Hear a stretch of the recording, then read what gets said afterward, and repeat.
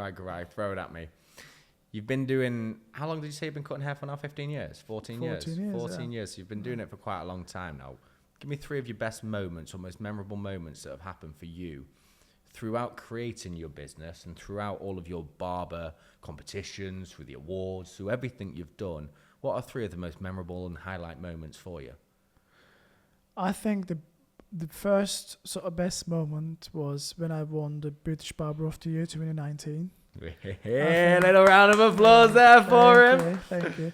I think that was like a turning point for me where I had a lot of exposure, and it just gave me so much credit, and people saw my passion. Yeah.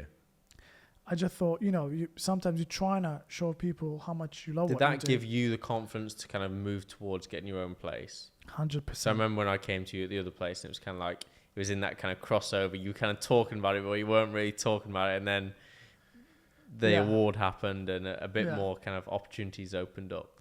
Yeah, 100%. I mean, like... So do you think if that award didn't happen, maybe you wouldn't be in your own place now?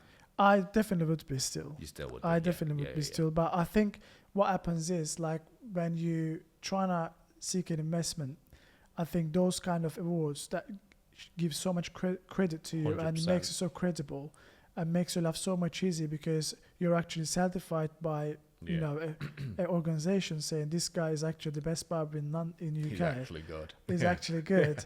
When your own profession is kind of propping you up, like it says a lot to a lot of people. It's a massive recognition, and I loved it. And then after that, GQ happens after that award in the place I used to work in, and that was another massive thing for me, being in the GQ. And then when I opened this place up, and then GQ followed up, and they came here at the service, and then they put us permanently on their website and reviewed us. It's so good. Yeah. It's incredible. I think GQ is like one of the probably most credible magazines that you can't GQ's just... top of the list. Oh, you can't pay for it and go in there. Did you notice an influx of actual people coming in and stuff when you got into GQ and into these things? I can give you numbers. Yeah. Like, we had Google Maps sort of reports probably since we opened up, maybe between 10 to 30,000 people visiting us on Google Maps. Holy cow. Yeah. That was at the beginning. And then after GQ, it's gone up to like 500K. Shut the front door, Garai. GQ is... Go on. Yeah. I told you. That's why at the beginning I was like, award-winning barber, featured in GQ. It's a big point. That literally, so we were definitely going in that direction, but literally pushed us right up. And it's just, they have 1 million views a month and 95% male and mostly based in London. Yeah, wow. So it's just been amazing for us. But you've had to have the skill to get there, so you deserve to be there, and that's why it has successfully happened. And Absolutely. Well. Yeah, but the one thing that I appreciate with you is it's not just the awesome barber. We know that it's something you take for granted. Unfortunately, when you walk into somewhere, I know you've had some bad haircuts. I mean, when Kurt first saw you, I think it was on GMB, and you were cutting his hair, and your hair had been butchered. There is no other way to put it. It'd been butchered. Let me give people a little bit of backstory, because you just said about 10 stories at once there. Yes, Garai and I first met just after Love Island. So I'd done Love Island, and I'd just come off there, and that's when I first met Garai.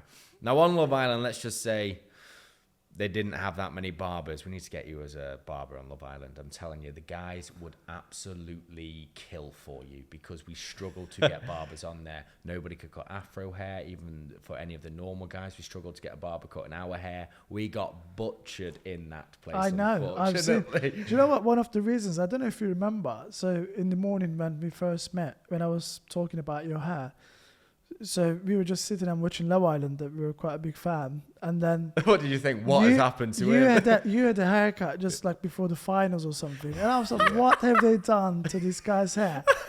And then I sent an email to your agent.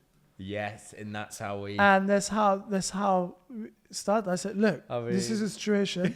I'm watching this Love Island right now. Cheers, Garai. And it's unbelievable. Honesty is the best policy. That's what we say. It seriously is. I have had some bad cuts. I've had one other cut as well, Garai. I wish you followed me around on tours. Pantomime as well. No, that's not nothing about. I used to do a lot of tours, and we used to travel everywhere. So we were trying to find barbers when you're on tour, and it would just be finding where you can, really. And I went into this one place, and it was a free haircut. I should have realised at that point that I'd really messed up, and it was a trainee guy. Oh, who? No. No. Well, if you knew that and you sit on that chair, That's your own fault. Yeah, but you know when you sit down and you feel panicked and you don't have the cojones to say, You're actually, too no. nice. Kurt's too nice. I couldn't say to him, no, I don't want a trainee. I want a real guy. At the end of it, did you go, that was a great haircut, I mate? bet you did as well. I bet you did. And you're like, oh no, I'm missing off the head. I was like, cheers, mate, there's a tip. No, I wasn't. I bet you did. No, I actually, I can't remember, but all I do remember walking out and nearly crying for the first time in my life. I never cared about hair until that moment. I never realised that you could be butchered to the point of looking like a corpse. It was awful. And now I've met Garai, so thank you, yeah. It is. I mean, when you go to the wrong, wrong yeah. place, it's definitely. And it takes a couple of haircuts to get it out as well, to like get the mess out. Well, that was the thing. I remember when we first came and you said, I'm going to have to shave it all off. I'm going to have to cut in a certain way for it to grow properly again to then actually style you properly. Exactly. Yeah. Thanks, guys. I love that's how we met. I saw him on a TV program and thought, what the hell? I'm just being honest, bro. I'm being honest with you. Hey, honesty is key, Garai. I do love